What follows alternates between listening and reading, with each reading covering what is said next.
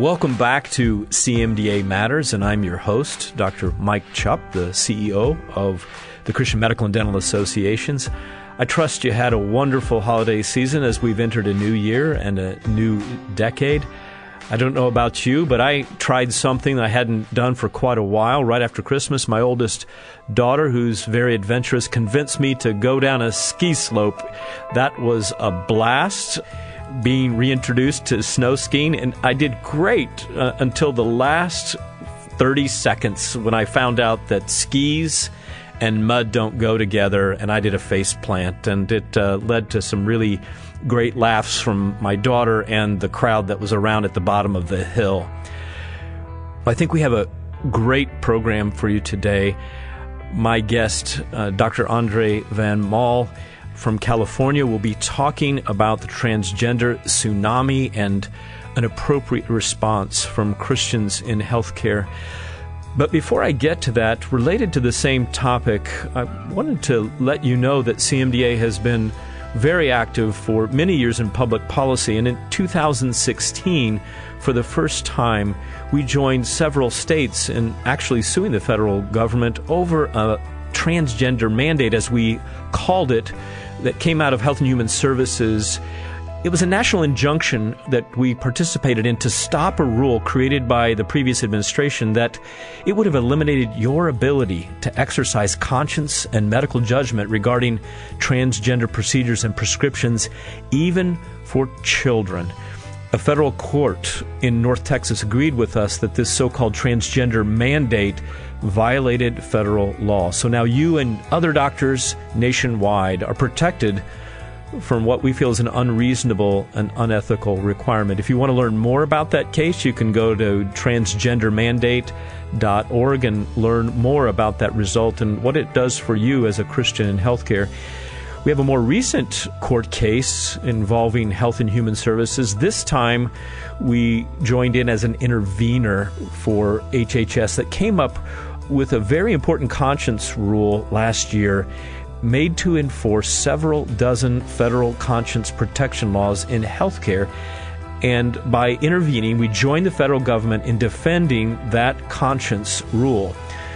On the other side, several states and Planned Parenthood sued the federal government because they saw this being a risk to them. Having healthcare professionals who refused to do abortion was going to create problems for them. In the first round in New York, we lost that case. The federal judge vacated the HHS rule that we were supporting, but we have appealed, and so has the government as of January 6th. So we appreciate your support and your prayers. If you want to learn more, go to freedom2care.org, freedom2care.org to learn more about that particular case. Well, let's get to my interview today on CMDA Matters. My guest today is Dr. Andre Van Mol. He's a board-certified family physician in private practice in Redding, California. He's actually co-chair of the American College of Pediatricians Committee on Adolescent Sexuality. He's a frequent blogger on the CMDA Point blog. He works with Alliance Defending Freedom in defense of culture and life and First Amendment issues. He also advises the Global Medical Research Institute. Andre and his wife love children. You're going to hear that in the interview. And they have been taking care of foster kids for a long time in California. They have 2 sons and 2 daughters who were formerly their foster kids that God led them to adopt. Let's get straight to this very informative interview, my discussion with Dr. Andre Van Mol about the transgender tsunami.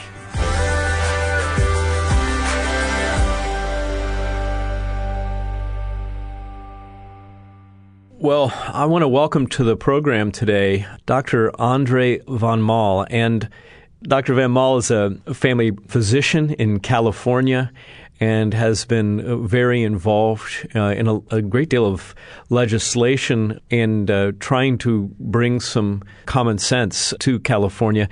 Tell us a little bit about that activity that took up a lot of your time. I believe it was earlier this year, was it not? Actually, it started early in 2018 with the introduction of 3 bills, at least one of which raised to national prominence.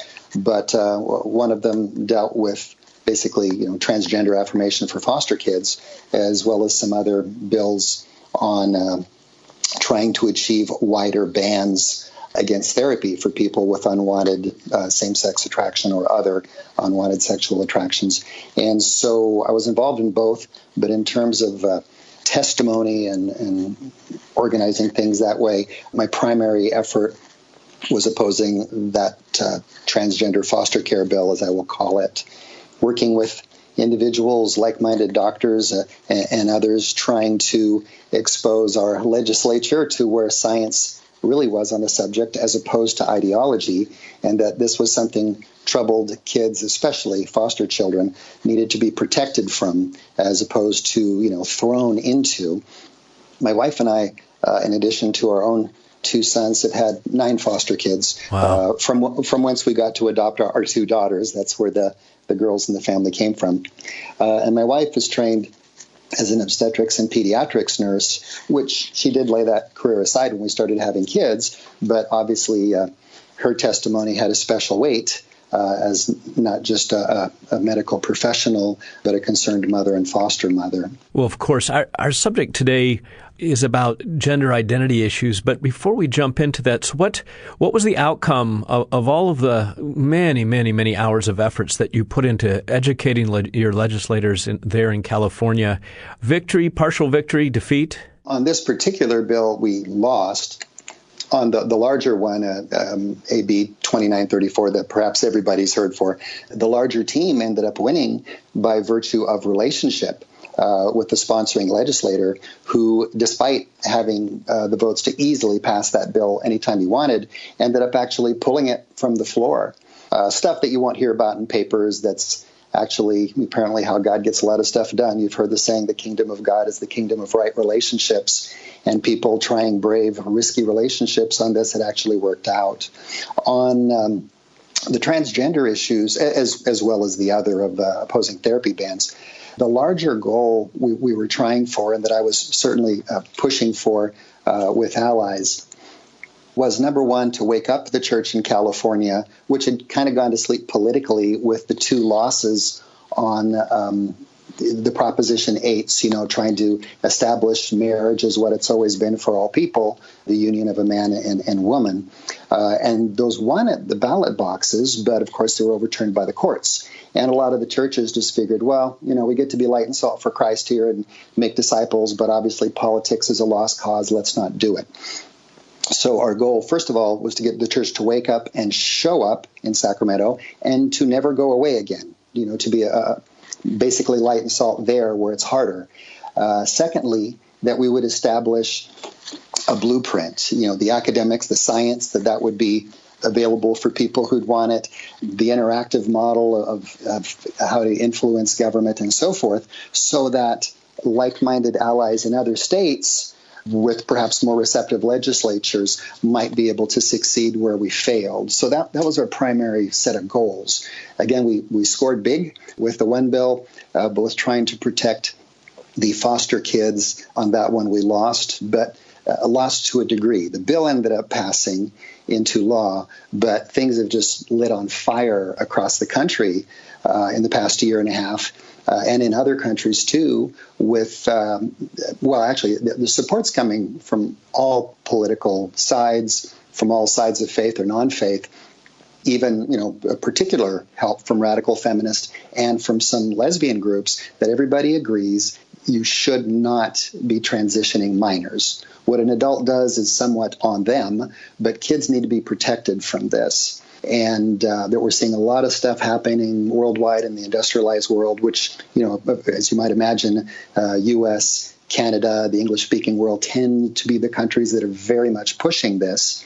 But now we're having assemblages of physicians in actually national physician groups in Sweden, in the UK, in Australia, demanding or already having succeeded in getting in motion top to bottom reviews of what's called gender affirmation therapy in their countries, because it's just not the standard of care. It's not evidence-based. It's experimental. And clearly this is something that needs to be reevaluated. Well, let me ask you, Dr. Van Mol, then, what would you say today is the international standard of care for minors with gender identity disorders? or issues? Yes. Going back for decades in the literature, the international standard of care is what's called watchful waiting. Now, that does not mean doing nothing, as the sponsoring legislator in California here that I was arguing against said. Watchful waiting incorporates extensive psychological evaluation and support of both the child and the family. And the reason is very straightforward. You are sure to find numerous issues in both that require addressing. Mm-hmm. And, that brings up the question, well, what's the usual expected outcome of gender dysphoria in kids? The natural course is for desistance. In the broadest swath of the medical literature, again, going back 40 years, is that it will desist in 60 to 98% of the cases. If we want to weight that a bit, I would say over 85% will desist by adulthood, but not if it's affirmed, let alone if that young, easily influenced developing mind is hit with puberty blockers and then cross-sex hormones. That's not buying time, as we've been told. It's not a pause button. It's actually selecting persistence over the natural course of desistance. And, again, a kid's not going to know what's going on for years.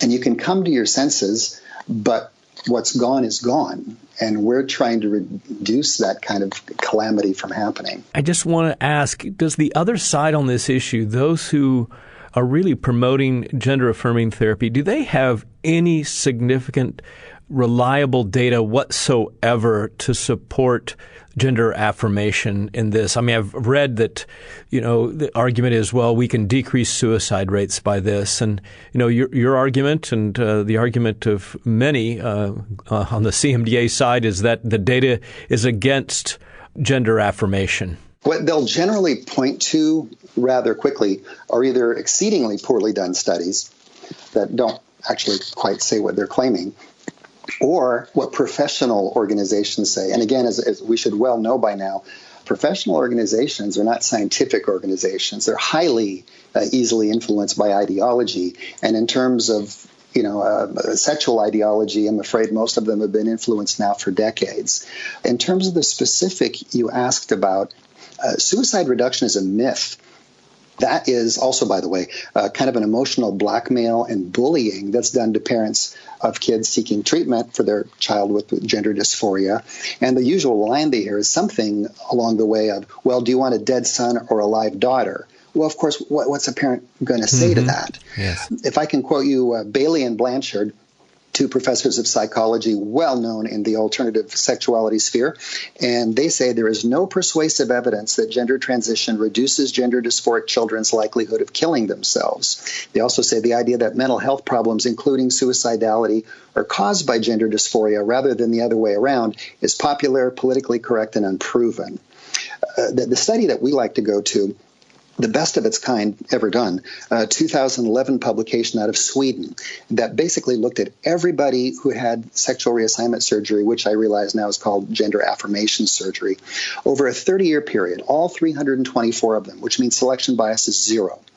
They controlled for all kinds of factors and looked at all kinds of national registries in Sweden, and they found that 10 years out, those that had the SRS, which you might call the ultimate form of affirmation, had 19 times the completed suicide rate of the general population, 3 times the all-cause mortality, 5 times the psychiatric hospitalization rate, and so on. That just does not sound like an improvement to me. So these studies that say, oh, the kids are happy, pretty reliably, they're only looking out like 1, 2, maybe 3 years. And again, the kids are still heavily under the influence of whopper doses of opposite sex, which we should call wrong sex hormones.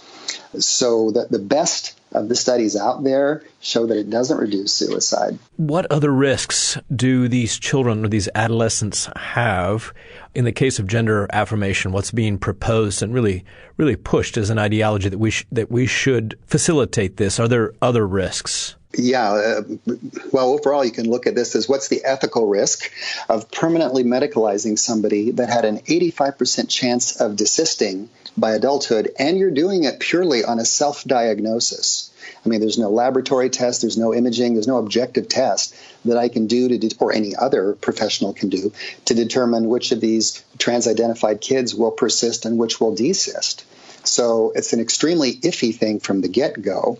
If it's done early enough, what's being proposed now, the puberty blocking, which if you go with Endocrine Society guidelines means you're administering these puberty blocking agents before Tanner stage 2, before puberty's kicked in. Say you do that for the recommended 5 years, there won't be spermatogenesis. The sperm won't develop, the ovaries, the ova won't develop. They won't be there to preserve in the first place. Certainly, if you follow with cross-sex hormones, now you've pretty assuredly got infertility, sterility, quite specifically. And particularly so if you follow that with sex reassignment surgery. There's other, details of what you're basically introducing into a young girl, a premature menopause, and the problems that come with that. The stuff that you can find in a broad swath of literature, including from the other side, would be the compromised fertility, sexual dysfunction, dyslipidemias, cholesterol problems, blood clots, what we call thromboembolic disease, cardiovascular and cerebrovascular disease, heart attacks and strokes, osteoporosis. Keep in mind that the puberty years are when the bones undergo their greatest increase in bone mineral density, but not if you block. Consequently, are we looking at people who in their 40s or even their 30s are going to get to experience osteoporosis? And then, of course, the risk of various cancers. We know from the literature testosterone is going to increase the risk of heart attacks in women fourfold. For guys, for DVTs, strokes, 3 to 5-fold. Wow. This is pretty bad news. And it's not like we can tell you what happens decades out. We're just talking about the general risks, of the hormones and stuff involved, which is to say the long-term picture can be considerably worse, particularly if somebody takes their life. Well, I'm well aware, Andre, that there are certainly economic incentives for physicians and other healthcare professionals to be involved in these gender-affirming clinics where transitioning with hormones or surgery is offered. I was just actually having breakfast with an old friend of mine on Monday. I won't tell you where and who it was, just because of the situation. But he's involved in a specialty that's right on the tip of the spear, involved with surgery for transitioning. And he just said to me that the hospital saw this as a real cash cow, that if he didn't get involved, it was going to be really difficult for his department at a university, at a hospital, if he wasn't involved.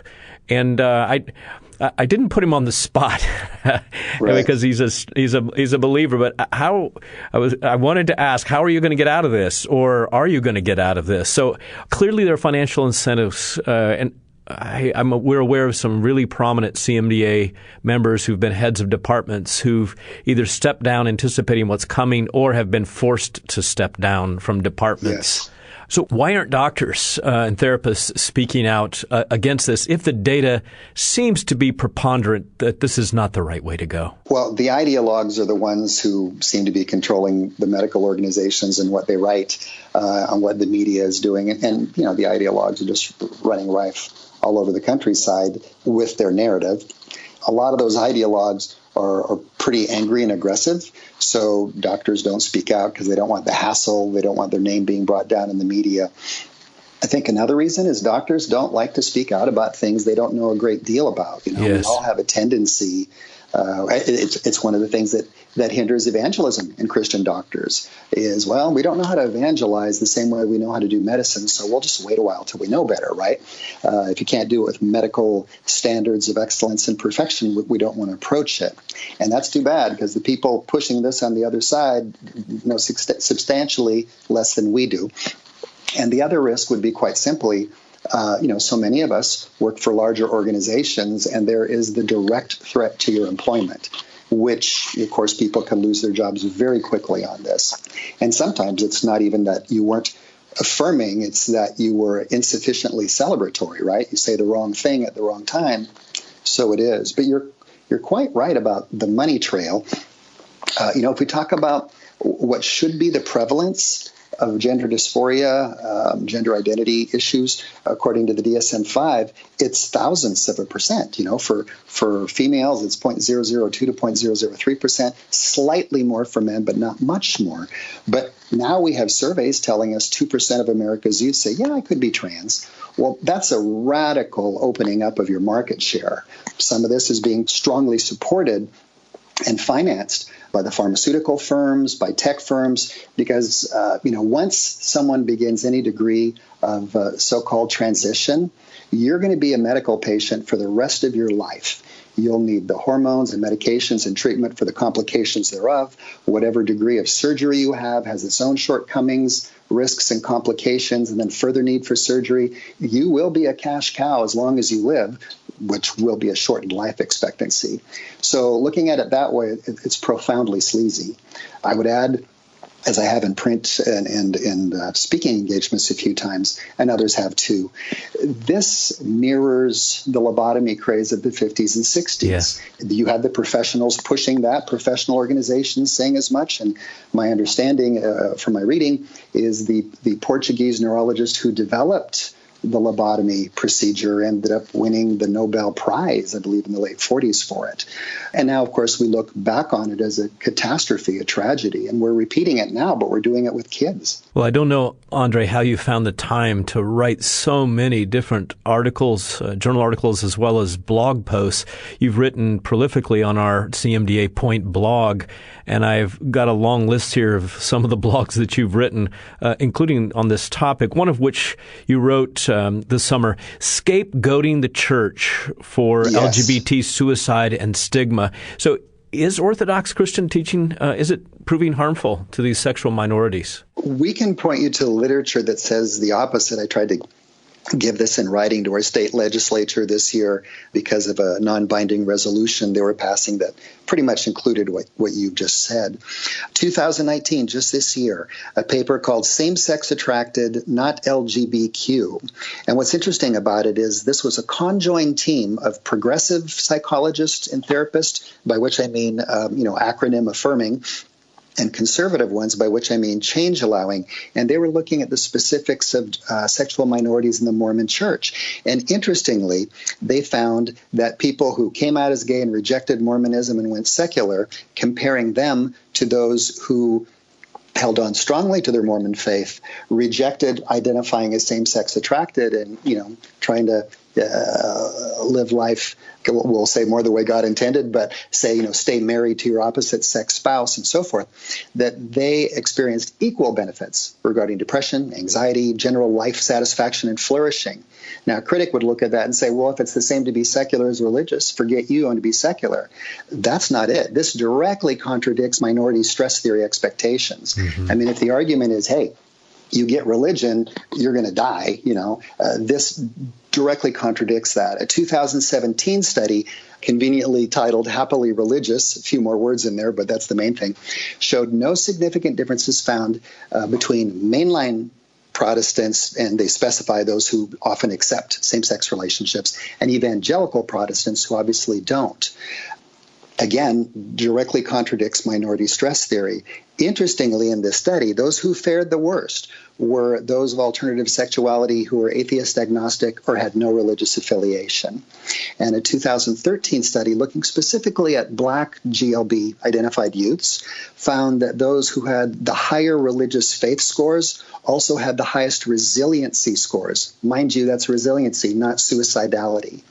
A study I just became aware of a few months ago, actually a national survey, 2017, the National School Climate Survey, put out by GLSEN, the Gay, Lesbian, Straight Educational Network. And, they're the ones that want to have an enormous swath of gender-affirming everything in every school in America if they could have it. And they found, maybe to their horror, that religious schools, meaning ones that didn't have any of that acronym-affirming curriculum, teachers, materials, so forth, they found those the safest places for sexual minority students. They had the fewest episodes of bullying, victimization, and they fared even better than the private secular schools that had the whole shooting match of GLBT affirming curricula. So we are not the problem, we are a help. I would add that some of the studies that show some of these bad results, particularly if we're talking about change allowing therapy, tend to look only at those who would then identify as secular and gay or so forth. They directly exclude those that benefited, those that don't identify as gay despite same-sex attraction. They don't buy the ideology, even in the presence of personal struggles they have. And of course, ultimately, none of this stuff is new. I mean, we're told in Ecclesiastes, there's nothing new under the sun. It wasn't new to Jesus. It wasn't new to Paul. And we're not smarter than those guys were. And, Jesus Christ changes lives. I know to some people that sounds really trite. But ultimately, what we're talking about is lives, both in this world, and the life to come. Dr. Van Mol, I think you're in the crucible there in California. So how are you handling this with the legal climate that you face in California? You're a busy family physician. How are you handling it when parents bring in their adolescents or younger children who are struggling with these issues? Are you practicing according to your deeply held religious beliefs, or are you having to make some compromises that you still feel okay with? I've pretty much tried to be faithful to what I believe is not just my beliefs, but what I think is objective reality and truth. And I think that better serves the patient. So that involves, last time it came up, it was a person who was, 19, could make their own decisions. I just calmly explained, I've been your doctor and you've been my patient for some time. We trust each other. There's a relationship here, and I want this relationship to continue even if we disagree on some strongly held things. I will respect you no matter what. My job is to lay out the best of the information for you to make your decision. When the subject's minors, you're, of course, more talking to the parents. And so far, the ones I've run into have been very relieved to hear there's a lot of support to the idea of, let's look and see what's underneath this, which is, of course, the grand truth here, is there are always underlying factors. Yes. Be they psychological, be they family dynamic, be they, naturally, usually a combination of the above, adverse childhood experiences. And, of course, one of the subpopulations we're seeing extremely disproportionately affected are those with neurodevelopmental problems, by which I mean autism spectrum. Those kids tend to think very concretely. They latch on to ideas. And with the internet and the media trying so hard to evangelize them in the direction of trans ideology, they lock onto the idea of, now I know why I'm different than all my friends. It's because I'm trans. And once that idea gets there, of course, they tend to lock onto it with often poor consequences. So we live in a time, Mike, where good science, good theology, and good ethics are the same. You just have to be educated in them. Well, speaking of education, I know that your most recent blog article that you wrote for The Point was specifically about a resource for parents. Tell us about this resource that I believe you were recruited to help with just because of your experience in California last year. Yeah, it's called the Parents Resource Guide, and the e-version of it is available for free download at genderresourceguide.com. Every parent out there who has kids in school really ought to have it, and it's written in such a way, so nicely organized, so clear, and with so much citation evidence. I think it benefits care providers as well to have it on hand. And again, it's a freebie. It reads fairly quickly. If I tell you it's 50 or 60 pages, you'll panic. It doesn't really read like that. The pages are better organized and made to be easily gone through, but that one's a complete winner. And it's very helpful for parents to be advocates in their communities and the schools to help with the challenges that are just coming. They are coming for public schools, any other schools for that matter. Yeah, very much. And, there's guidelines there on how to interact with the school, how to be civil, sample letters that might be needed for different eventualities. It's really quite a nice little all-in-one thing. And again, it's a freebie. Well, for our members, as we close, our ethics committee and our board worked very hard on the whole issue of transgenderism. And we have a position statement that I think is very consistent with much of what Dr. Van Mol has shared today. So if you just go to cmda.org/transgender identity, you will see our position statement, which is 2 or 3 pages. A very helpful resource, I think, also with biblical support for the position that we have taken at CMDA. Andre, thank you so much in the middle of your busy workday there in California for joining us and for sharing with us. And I wish that we could get 100 more Dr. Andre Van Mols across this country being salt and light and speaking out for truth out of compassion with gentleness and respect. Thank you for serving so faithfully and boldly on the West Coast. Thank you much, Mike.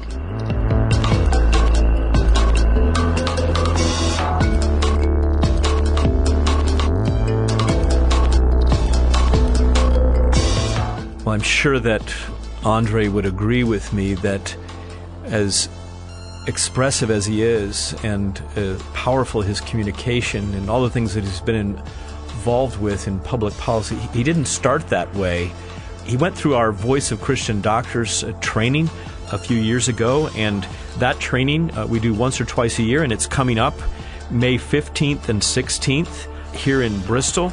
If you'd like to go to cmda.org/events, you'll find out information about how you can get involved. There are some slots still available for this May's training to help inform you and equip you to speak up. And I mentioned in my interview with Andre that a lot of what's driving, or seems to be driving, this whole transgender, transitioning, gender-affirming surgery train is finances. And I was really blown away when my own professional journal, the Journal of the American College of Surgeons, one of the lead articles on the front cover is entitled "The Financial Impact of Gender Confirmation Surgery." And the thrust of the article, without talking about complications or morbidity and mortality whatsoever, the article is about the fact that this kind of surgery is a money maker for a healthcare institution. If you think this is not going to impact your practice, if you think that as a healthcare professional who's not a pediatrician or a pediatric endocrinologist or a plastic surgeon or urologist, think again. I think this is going to have impact on so many different medical specialties, and so we need to speak up. The other opportunity that you could have to listen and hear Andre Van Mol speak in person is a conference on February 29th, Leap Day, at CMDA. We are collaborating with the Dallas Theological Seminary and the Christian Legal Society for a one-day summit on right of conscience and cultural change in medicine. There'll be numerous topics. Andre will be talking about this issue of transgender and human sexuality and our right of conscience. So if you can fit that into your schedule, I'd encourage you to sign up today for that February 29th conference. A couple of books that I'd like to recommend to you as a follow-up to today's interview with Dr. Van Mol. Dr. Nancy Pearcey's book entitled "Love Thy Body, Answering Hard Questions About Life and Sexuality." Nancy was one of our speakers at our national convention last year. That book is very powerful and will help equip you to deal with the challenges in your healthcare practice or in your family, in your community, and church. Also a book, "When Harry Became Sally, Responding to the Transgender Moment," by Ryan Anderson from the Heritage Foundation. You can go online, cmda.org/resources, or call 888-230-2637 and talk to one of our staff, and they'll make sure they get one or both of these books in the mail to you right away.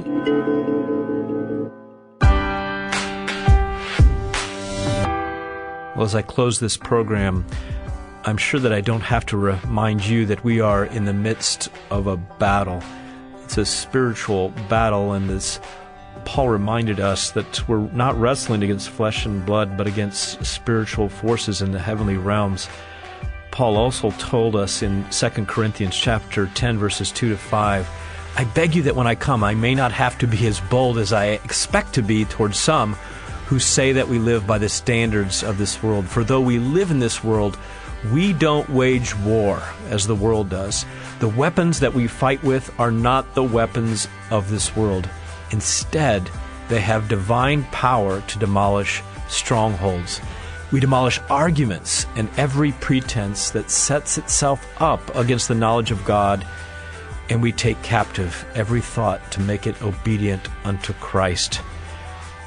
Our opposition, ideagogues, they have set up their synagogues in our medical schools and other institutions of higher healthcare education. They're all around us. I'm going to challenge you to be strong and courageous. That is the theme of our national convention in the middle of April in Cincinnati. If you would like to find out more about our national convention with this theme and emphasis, We'll be challenged by Reverend Bruce Boria from New Hampshire, one of the largest churches in New Hampshire, will be talking to us on that theme of be strong and courageous at this time. Well, until next week, I want to remind you that CMDA matters because you matter as a Christian in healthcare who has the opportunity to represent the hands and feet of Christ to provide hope and healing for the world. God bless you. This podcast has been a production of the Christian Medical and Dental Associations. The opinions expressed by guests on this podcast are not necessarily endorsed by the Christian Medical and Dental Associations. CMDA is a nonpartisan organization that does not endorse political parties or candidates for public office. The views expressed on this podcast reflect judgments regarding principles and values held by CMDA and its members and are not intended to imply endorsement of any political party or candidate.